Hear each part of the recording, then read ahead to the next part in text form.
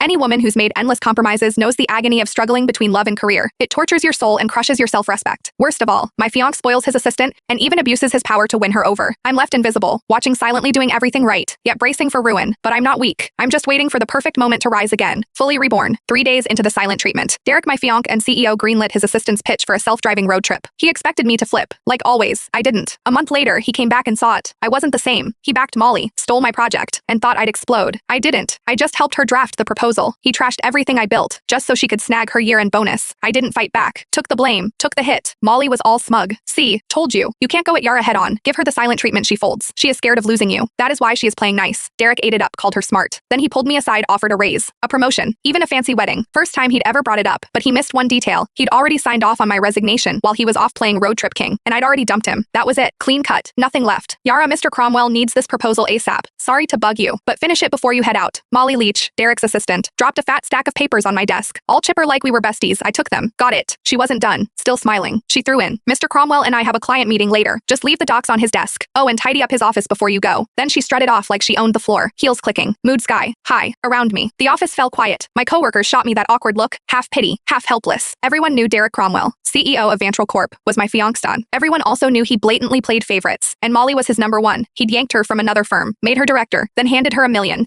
project I'd busted 2 months bringing in and prepping. When I pushed back, he called a team vote, thinking everyone would back him. Wrong. The whole team voted for me except him. Molly got 1 vote. His. He lost it. Accused me of stirring up cliques. Didn't just take the project away, he demoted me in front of everyone and slashed the salaries of the people who'd backed me. Nobody dared speak up later. He apologized. Said didn't want it to look like favoritism. Claimed Molly might feel left out. I used to believe that crap. Now, it is a joke. Molly couldn't even keep up with our interns. Didn't want it to look like favoritism. Please. He was straight up playing favorites. Everyone saw it but him. I heard footsteps upstairs and looked up. Derek. He showed up at the stairwell, glanced my way, then walked out without saying a word. Changed into some casual suit. Even from here, I caught that cedar cologne. He never used to wear cologne. That one? Molly's gift. Yeah, he knew exactly what he was doing. He'd been pulling this kind of stuff for years. It started after I found their goodnight text. Couldn't stay quiet. I confronted him. Derek said I was being petty. Then, like it proved some point, he used it as an excuse to make it official and moved Molly to work directly under him. The more upset I got, the harder he leaned in dragging her to every social event, serving her food, even wiping her mouth at company dinners. When we fought, he'd ice me out. When I apologized, he'd round up his buddies to lecture me like I was some jealous mess. For a while, I actually blamed myself. Thought maybe I wasn't generous enough. Thought maybe that is why we ended up here. But on day 3 of one of his silent treatments when I was too sick to even sit up and he still packed his bags for a trip with Molly, I gave up. That is when it hit me. He wasn't trying to be noble. He just used my pettiness as a shield so he could keep doing what he wanted without feeling guilty. Even if I hadn't caught those late night chats, he would have just found another excuse to be with her. After their latest business trip, they were still grabbing dinner, drinks, playing tennis, same routine, but something between them had changed. I could feel it. Not that it mattered. 5 years together, and it was done. This whole mess had dragged on long enough. I was the last one in the office, finishing up the proposal. Checked my phone, Molly.